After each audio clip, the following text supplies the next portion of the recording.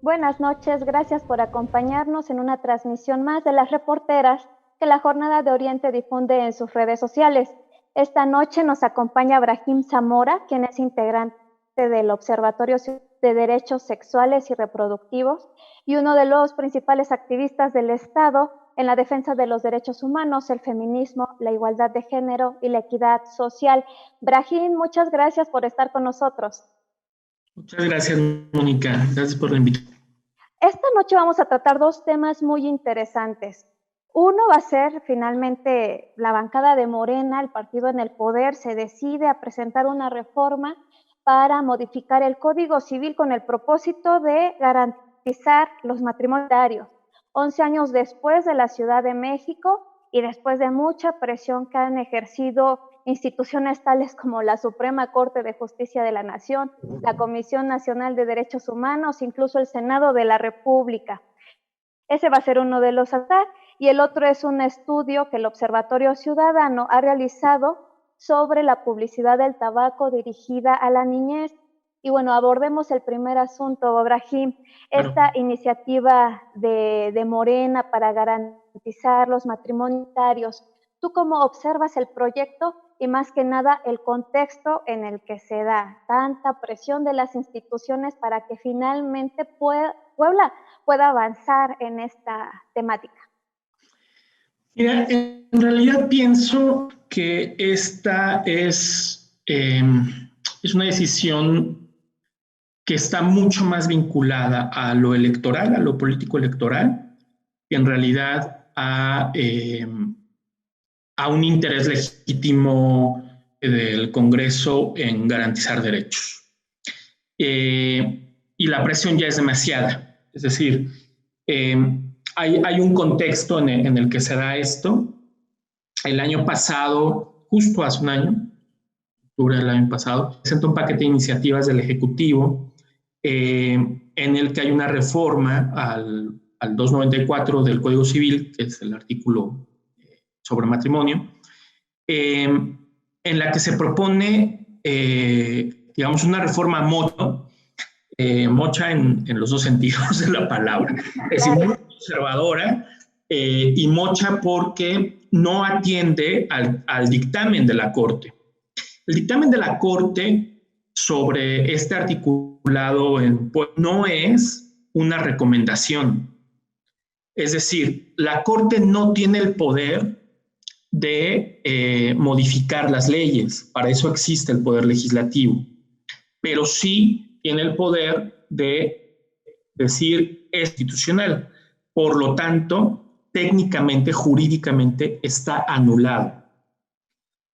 Lo que hizo el Congreso de Puebla al darle entrada a la iniciativa del Ejecutivo y votar en unanimidad, bueno, no, hubo resistencia después, pero digamos, juntos haremos historia, levantaron la mano excepto 2 personas.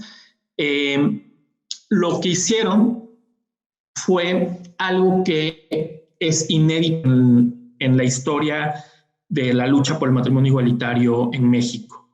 Es decir, lo que hizo el Congreso de Puebla fue decirle a la Corte, no nos interesa tu opinión, vamos a reformar un artículo que tú ya anulaste, como se anula reformarlo, y ahí a ver si nos dices que hay que reformarlo de nuevo. Es decir, se burlaron de la Corte, eso fue lo que hicieron. Y se los dijimos, fue muy grave, nadie en el país se había atrevido a tanto. La ignorancia es atrevida, pues. Es decir, experiencia, el escuchar a ciertos consejeros jurídicos, el no poner atención a los procesos legislativos de otros estados, a los procesos normativos, a los dictámenes de la Corte y a 10 años de discusión pública sobre el tema, porque es lo que llevamos discutiendo. desde la reforma de la Ciudad de México, ¿no? Sin contar los 6, 7 años anteriores a que eso ocurriera. Pues lo que hicieron fue básicamente decirle a la Corte, no nos importa. Y lo que la Corte ha estado haciendo en el último año frente al legislativo es decirle, no puede estar legislando así.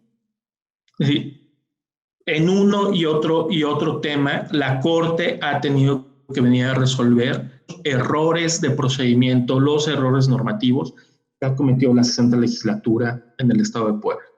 Brahim, ¿qué tan grave es que la Suprema Corte de Justicia de la Nación haya tenido que emitir 2 llamados al Congreso para que corrijan lo que es inconstitucional, que es esta definición de matrimonio entre un solo hombre y una sola mujer? Me parece que es muy grave que este diálogo abierto, respetuoso, democrático que tiene que haber entre los poderes no se esté dando. O sea, al final del día,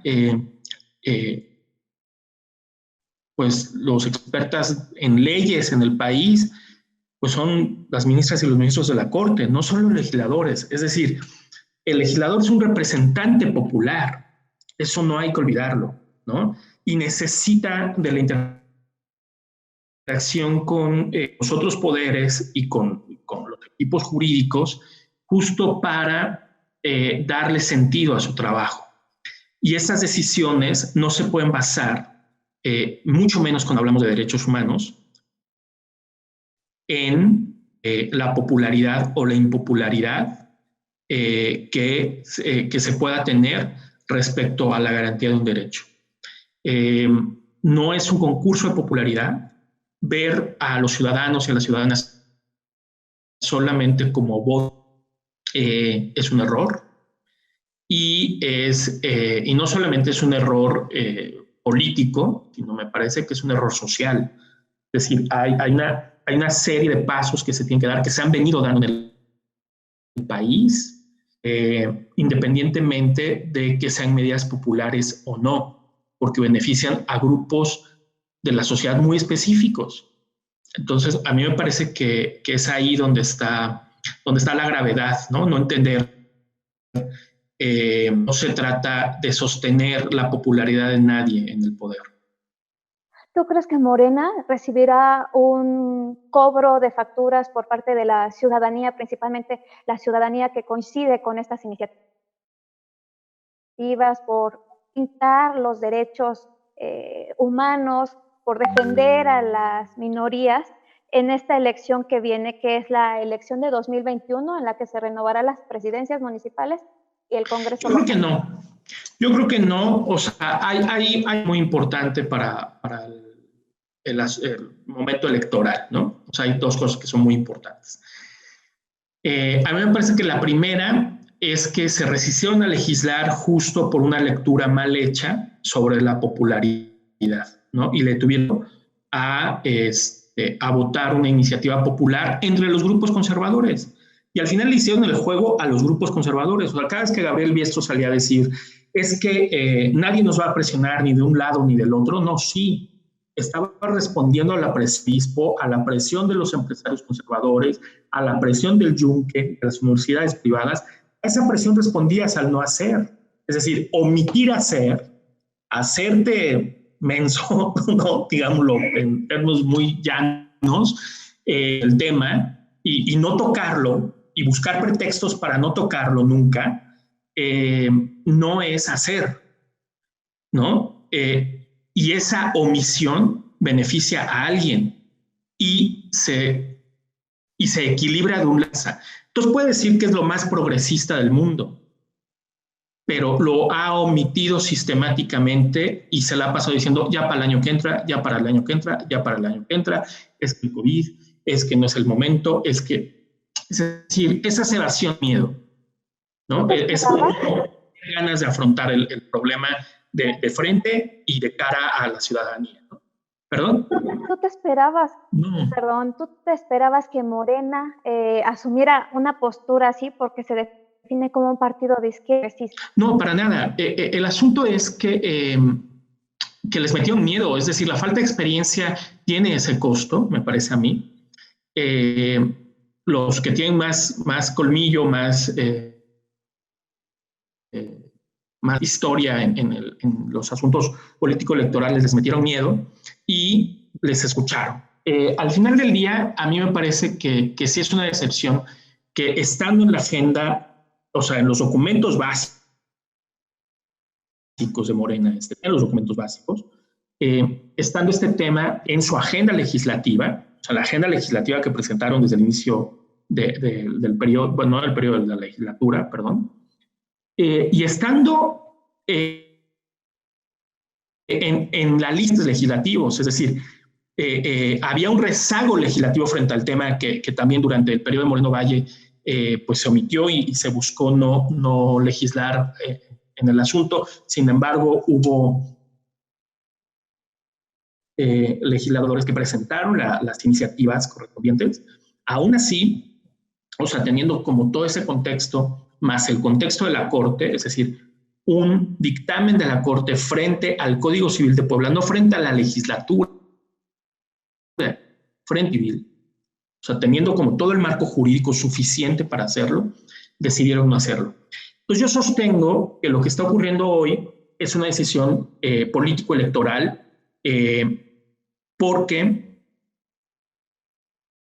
sus adversarios, digamos, de una tendencia no conservadora, es decir, anulando al PAN y al PES, todos los demás partidos, que son de centro, centro-izquierda, democracia social o como se definan a sí mismos,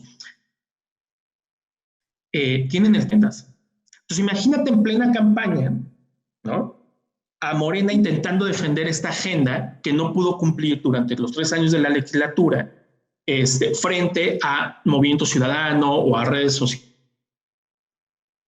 incluso al PRI, que van a decir, pues no pudieron hacerlo, no se atrevieron, les dio miedo, nosotros si votan por nosotros lo vamos a hacer. Es decir, yo sostengo que esta decisión, y lo van a hacer, no tiene que ver con el cumplimiento de un derecho. Y no compromiso legítimo del partido o de sus representantes, ¿no?, porque tampoco voy a hablar de todo el movimiento de regeneración nacional, pero los representantes que están aquí hoy sí no tienen que ver con una decisión político-electoral, donde no tienen otro camino, porque además desacatar a la Corte una vez más, ¿no?, sería el segundo desacato, ya sería muy grave. O sea, realmente sería muy, muy grave lo que estaría ocurriendo, y la Corte sí puede buscar mecanismos jurídicos para iniciar, por ejemplo, los políticos contra los legisladores que se estén negando a asumir el tema. Y también ha tenido un costo y una discusión dentro del partido. Es decir, hubo un militante del partido que buscó que se para a los legisladores que se estaban negando sistemáticamente a abordar el tema, pues porque no estaba dentro del programa del partido no hacerlo, ¿no? Así es, finalmente no cumplieron, como tú señalas, con los principios del PAC, con sus estatutos. Brahim, podemos entrar en materia de la iniciativa que ya está en comisiones, lista para iniciar su revisión. Es una iniciativa presentada por la presidenta de la Comisión de Gobernación y diputada de Morena, Yaney García Romero. ¿Tú qué opinión tienes sobre este proyecto? ¿Es suficiente para subsanar estas partes inconstitucionales que tiene el Código Civil y para garantizar el matrimonio entre personas del mismo sexo? Sí, digamos, era políticamente normal y esperable que fuera Vianney quien presentara la iniciativa. Ella se abstuvo en la votación en el tema cuando se votó hace un año, justo porque era momento de hacer la reforma como la Corte marcaba. Me parece a mí que es suficiente, es decir, el derecho se tiene que garantizar ya, entonces son básicamente un par de artículos los que se tienen que reformar para que el derecho esté formalmente garantizado. Eso también es algo muy importante. Es decir, en el Estado, porque de repente oyes cosas, por ejemplo, cosas que dice el gobernador, como es que no sabemos cómo va a reaccionar la sociedad. Oiga, señor gobernador, las parejas del mismo sexo llevan 2 años casándose en este estado. y la sociedad no está escandalizada frente a ello, ni tiene miedo, o sea, hay que dejar de subestimar a la mía, ¿no? Es decir, no está ocurriendo. El Cabildo decidió el año pasado ordenar licencias auxiliares, reconocer el dictamen de la Corte, ¿no? Y la inconstitucionalidad del artículo y nada. No está pasando nada. Nadie está saliendo a la calle a manifestarse por estas decisiones. Nadie está quemando nada por estas decisiones. Es decir, es que no es un tema de la agenda de la gente, ¿sabes? Es decir, preocupada por su salud en este momento, está preocupada por el empleo, por el dinero, por la seguridad. Si tú le preguntas qué tanto le angustia que las parejas de un sexo se casen o no, la verdad es que es la última angustia que cualquier ciudadano común puede tener. Es decir, es un derecho para un grupo muy específico, genera igualdad de condiciones, ¿no? Y que a quien no le guste, pues va a decir, bueno, pues qué mala onda, pero bueno, esto ya ocurre de todos modos en este estado y en este país, y lo único que va a hacer esta reforma es darle sentido, pertinencia y seguridad jurídica a lo que ya ocurre en la realidad. En términos prácticos, ¿cuál sería la diferencia? Si bien tú comentas que ya en la Puebla capital se pueden celebrar estas uniones por una determinación del CAB, ¿cuál sería la diferencia con tener una reforma, que esto quede establecido en el Código Civil?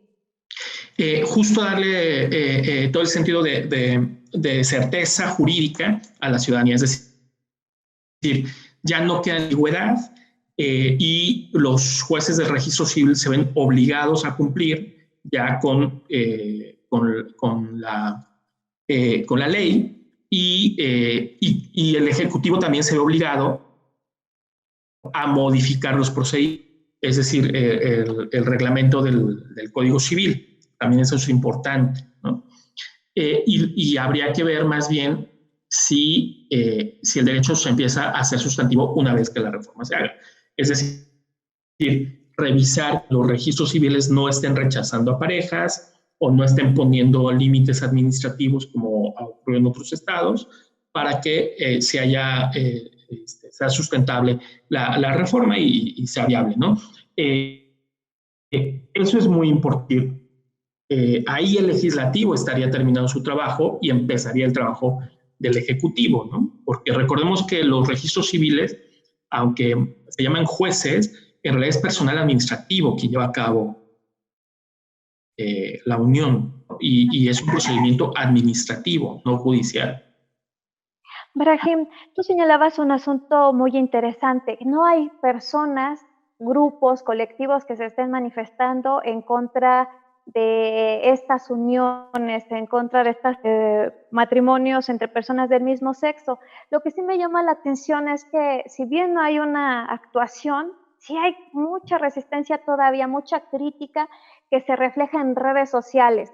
Yo quiero mencionar nada más un caso para ilustrar. Ayer la Jornada de Oriente publicó una nota en el sentido de que Puebla, una vez que reforme el Código Civil, se convertirá en el estado número 13 del país en garantizar los matrimonios igualitarios. Esa era la nota. Lo que a mí me sorprende, las reacciones, si bien no fue de una mayoría, sí fue una minoría. Al hacer un análisis de las reacciones que generó en Facebook esta información, me di cuenta que 85 les dieron me gusta, ¿no? A esta propuesta. Les parecen bien, con 39 me encanta, ya con eso son la mayoría. Pero 14 se tomaron el tiempo para poner un emoticón que dice me molesta. 4 pusieron que les divierte esta información. 3 les importa y a 2 les sorprende. ¿Qué te parece estas reacciones que si bien pues en términos prácticos no sucede nada, sí muestra que hay un grupo que se resiste a estos derechos, aunque ellos no se verían obligados a sostener un matrimonio con una persona del mismo sexo? Tú has estado en esta lucha durante una década. ¿Cómo has visto la evolución de la percepción de las sociedad ante esto y que esta resistencia que se mantiene? Bueno, hay que tener una cosa muy clara en ese sentido, es decir, la homofobia es una realidad, es parte de la realidad, ¿no? Y la homofobia se sostiene básicamente en un discurso de la diferencia arraigado en la desigualdad. Es decir, hay un grupo social, ¿no?, gays y lesbianas, que no merecen los mismos derechos que el resto. Y entonces hay una serie de discursos y de narrativas que se articulan frente a esta idea. Es decir, por ejemplo, no es importante, legislen sobre cosas importantes. Eso no es importante. Es un comentario muy, muy común. Muy recurrente. Como si legislar sobre una cosa eximiera la responsabilidad del legislativo de legislar sobre otra. Es decir, no pasa nada, ¿no? Se legislan sobre muchas cosas todos los días, ¿no? O el tema de es que van a querer adoptar, van a querer tener hijos. Bueno, eso ya ocurre, ya ha ocurrido históricamente, ¿no? Solamente es darle la certeza jurídica. Es decir, hay un miedo a la homologación de derechos y a las condiciones de igualdad. Puede ser incluso un miedo irracional, pues. Es decir, si uno lo reflexiona profundamente, pues no hay una motivación sostenida, es simplemente cómo se construye un discurso de odio, ¿no? Y el odio se construye a partir de lo que no conozco y lo que no quiero reconocer, ¿no? Yo pienso que sí, ya es una minoría. Es decir, claro, hace 10 años la discusión fue muy alta, pues, o sea, quien puso la acción de inconstitucionalidad en la Ciudad de México fue el presidente, a través del entonces Procurador General de la República. Es decir, fue Felipe Calderón quien buscó esta acción de inconstitucionalidad. Eso a mucha gente se le olvida, ¿no? Pero hay que recordar, ¿no? Es decir, de ese tamaño era la resistencia del presidente para abajo. Claro. Para abajo. Por eso es muy importante reconocer que el que garantizando estos derechos, que haya estados donde los congresos se hayan metido a discutirlo, que haya estados donde a través de las estrategias de sociedad civil, utilizando el mecanismo de la Corte, hayan tenido que empezar a llevar a cabo los matrimonios, pues lo que hace es disminuir la angustia. Es decir, ya ocurre en el país. Y no pasa nada. No pasó nada. No pasó absolutamente nada. O sea, lo que pasó es que a las parejas se les da cierta certeza jurídica frente a su unión, ¿no? Y que esa certeza jurídica pues tiene que ver con poder separarse adecuadamente, por ejemplo, heredar, compartir el seguro social, compartir sus puntos de Infonavit, tener acceso a membresías de clubes deportivos más baratas, ¿no? Es decir, claro. Cosas matrimonio y que en general tienen que ver con la vida en pareja como un contrato social. Es decir, disfrutar de ese contrato social, el derecho a disfrutar de ese contrato social. Por tanto, yo creo que sí, o sea, resistencias va a seguir habiendo. Seguimos viviendo una sociedad profundamente homofóbica. Este año en nuestro país, las agresiones contra la LGBTI, particularmente contra la población trans, ha crecido muchísimo. Ha habido muchos crímenes de odio y eso está ahí y está latente y tiene que ver también con esta fenomenología social. Es decir, tiene que ver también con grupos de la derecha radical que están profundamente ideologizados y que también se mueven a través de la violencia. O sea, no es cierto que no existan, no es cierto que no operen de ese modo, existen y operan de ese modo a través de la violencia. Hemos visto casos muy claros en muchas ocasiones. Este año lo vimos en el norte del país, una compañera trans que fue envuelta en la bandera arcoíris. Lo vimos hace algunos años también en el norte, con Tobey, que fue envuelto en la bandera de México.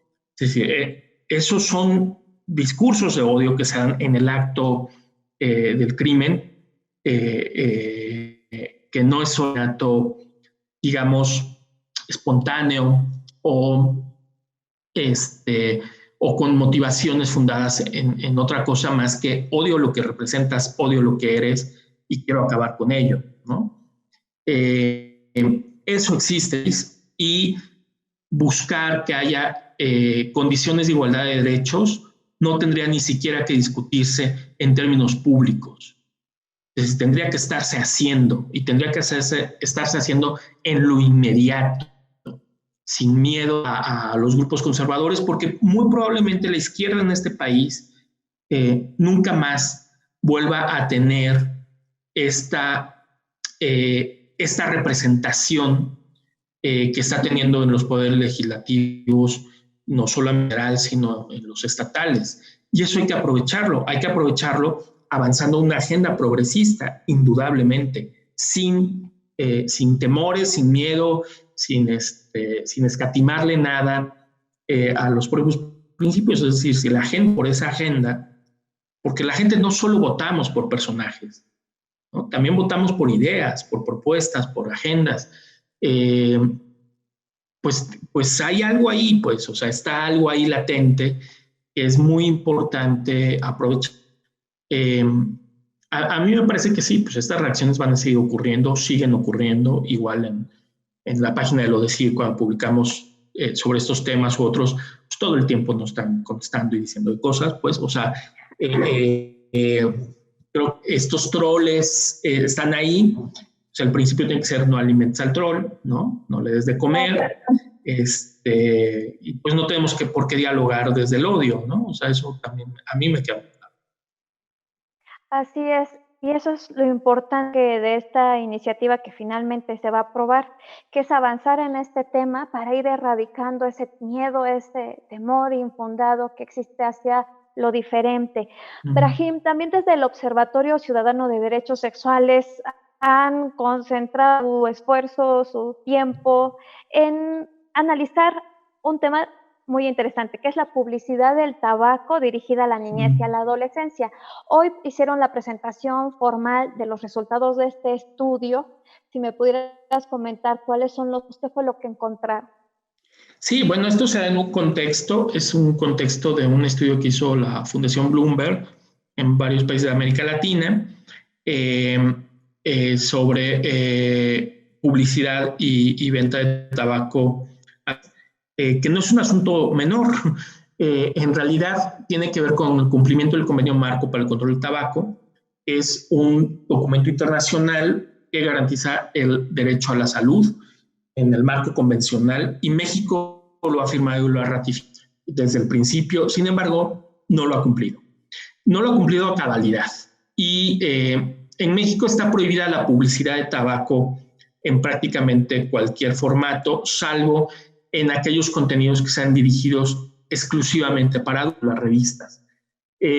Sin embargo, lo que hemos visto últimamente, o lo que pudimos observar ahora que aplicamos este instrumento, es justo que hay una serie de artículos publicitarios o de acciones publicitarias más bien, que están en zonas muy grises, ¿no?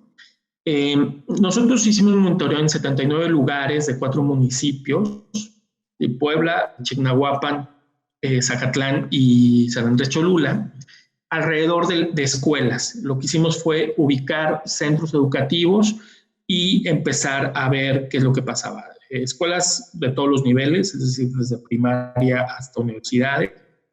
Entonces encontramos que en los puntos de venta, de tabaco, nosotros vimos que, déjame aquí nada más acomodar mi acordeón, porque si no Claro. se me van los datos, porque son muchos datos. Justo que el 80% de estos espacios que monitoreamos venden productos de tabaco. Y 1 de cada 3 espacios exhibe visiblemente el tabaco desde fuera, cuando la norma, es decir, el convenio marco y la Ley General para el Control del Tabaco prohíben la exhibición de productos. Sin embargo, se exhibe y de fuera eso. Y cualquier persona que pase puede ver los productos de tabaco. 1 de cada 3 lugares.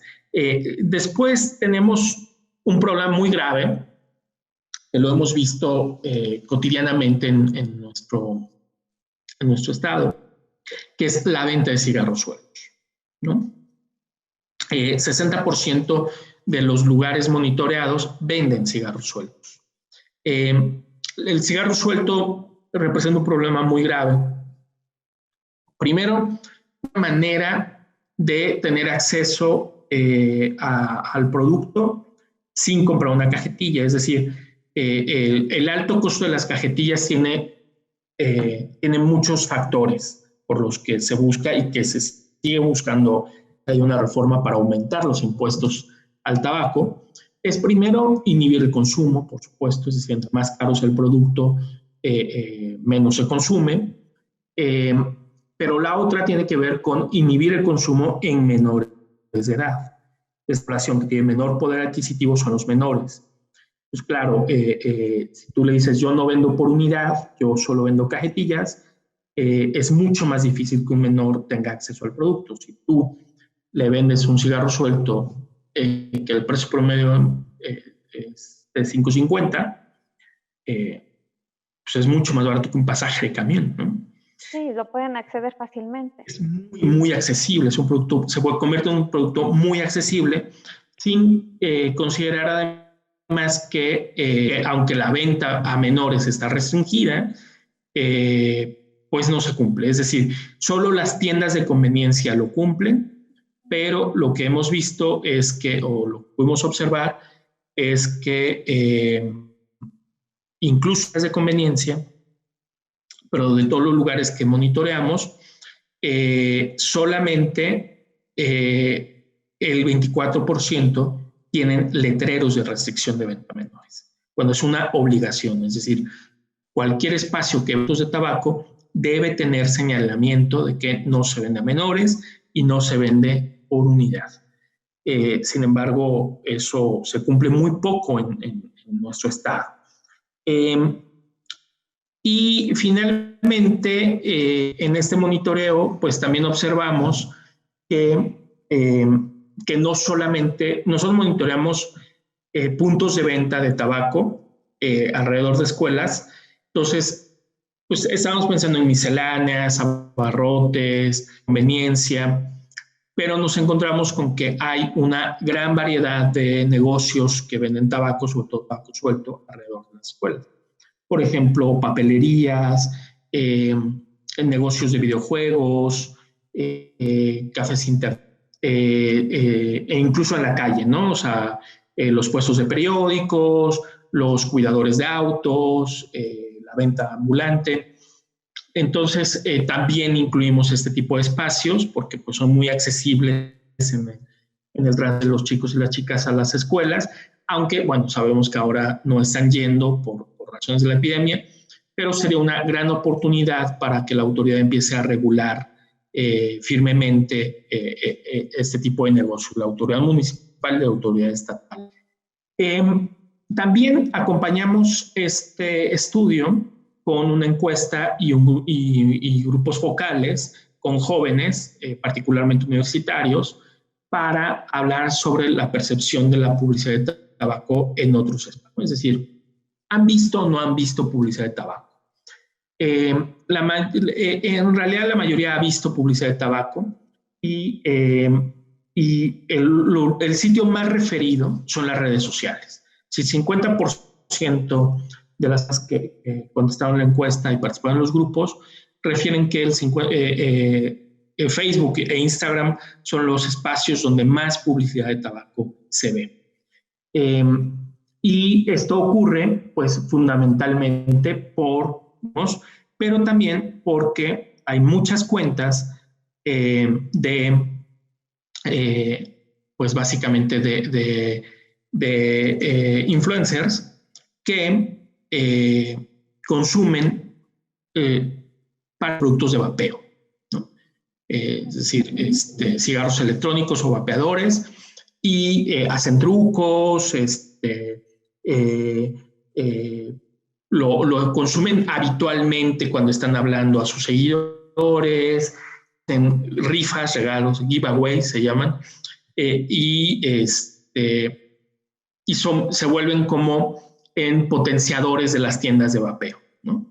Entonces en Puebla hemos detectado varias tiendas de vapeo que tienen locales también, varias tiendas de vapeo que solo funcionan en Internet a través de redes sociales, es decir, la venta se hace exclusivamente a través de Internet y muchas de ellas la entrega se hace, descubrimos también a través de Rappi, ¿no? Esta aplicación de entrega a domicilio que también genera publicidad no pedida sobre vapeo, ¿no? O sea, encontramos, por ejemplo, que en un anuncio de una farmacia,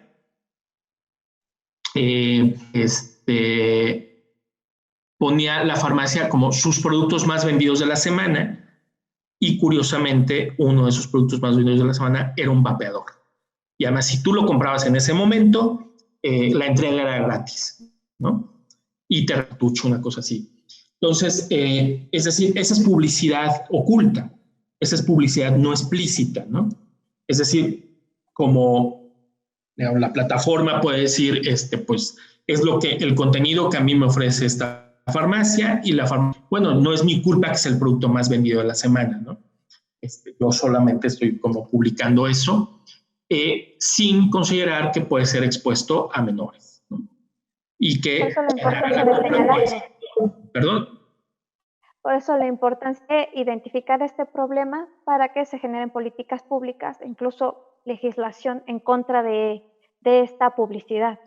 Sí, la legislación existe, pero es muy laxa y no incluye redes sociales ni internet, y entonces sí es muy importante, y el vapeo, ¿no? O sea, además, la legislación federal, por ejemplo, solo incluye el cigarro convencional, los productos de combustión de tabaco, ¿no? Es decir, y de otro consumo de tabaco como el rapé, pero puros cigarros, pipas, etcétera. Pero no está incluyendo justo los nuevos productos de cigarros electrónicos y vapeadores. Entonces, la propuesta de la Ley Puebla Libre de Humo sí incluye vapeadores y por tanto equipara digamos, todas las mercancías de vapeo, porque no solamente son los dispositivos, sino los líquidos o los cartuchos, al consumo de tabaco. Y por tanto, harían las mismas normas restrictivas en torno a compraventa y publicidad. Por eso es importante, o sea, es importante que el Congreso apruebe ya esta ley. Tiene 300 días de retraso desde el dictamen, cuando se supone la ley no pueden ser más de 30. Tampoco entendemos por qué el derecho a la salud al Congreso le cuesta tanto trabajo, y mucho más en una temporada de COVID, pues, de la epidemia. Es decir, aunque el consumo de tabaco no está 100% demostrado que es un factor de contagio, sí es un factor de gravedad. Es decir, el tabaquismo sí es una comorbilidad en nuestro país, sí está generando muertes por COVID. Y el consumo de vapeadores, que aún no están saliendo los estudios, bueno, el consumo de vapeo genera una enfermedad distinta al tabaquismo. Sí, hay síntomas distintos. Uno de ellos es la insuficiencia respiratoria o el shock respiratorio que puede generar, muy parecido al de COVID. Entonces, puede haber ahí una relación íntima con la gravedad de la vez que se adquiere. Eso es un hecho, ¿no? Más el costo, o sea, el costo es altísimo, sigue siendo muy alto el costo de atención. En Puebla, solo de las 4 principales enfermedades, sin contar COVID, vinculadas al tabaco, y solo considerando casos graves de hospitalización, se invierten, se gastan más bien, alrededor de 300 millones de pesos al año, ¿no? Esto se podría reducir con espacios 100% libres de humo de tabaco, por lo menos en un 10%, que es lo que se ha demostrado en en la Ciudad de México, por ejemplo, o en otros contextos de prohibición, o de regulación más bien, no de prohibición en lugares cerrados. Y eso también mucho, este asunto de la nueva normalidad y de las medidas restrictivas frente a la apertura de negocios, que el tema del tabaco quedó tal cual estaba. Es decir, no está habiendo inspecciones de regulación sanitaria, de la Dirección de Regulación Sanitaria, para falsas terrazas, para pasos obligados. La gente está fumando incluso en lugares cerrados o en lugares donde no se debería poder fumar. La ley vigente, o sea, no estoy hablando de la ley propuesta, sino con la ley vigente. Los restauranteros lo saben además saben que la exposición al humo de tabaco y a vapeadores en un contexto de COVID agrava. Es decir, agrava la que hay estudios que hablan del riesgo de los aerosoles, o sea, de la distancia que el aerosol puede recorrer y que puede ser mucho más larga porque acompaña al humo o al aerosol del vapeador, en caso de que esté fumando una persona. Y además, es decir, todo el desperdicio del tabaco, las cajetillas, las colillas, etcétera, exponen al personal de los restaurantes, exponen a meseros, a gente de limpieza, a la infección si es que hubiera COVID en alguno de sus clientes. Es decir, es mucho más eficaz prohibir en este momento el consumo de tabaco y de vapeadores en restaurantes generales que poner tapetes sanitizantes, ¿no? O sea, es muchísimo más eficaz en términos de prevención de la enfermedad, ¿no? Viene un rebrote, entonces tampoco entendemos muy bien qué pasa con la autoridad sanitaria frente a este asunto, ¿no? En la Ciudad de México y en ciudades del país, en otros estados, sí se está regulando y en Puebla no. No sabemos por qué.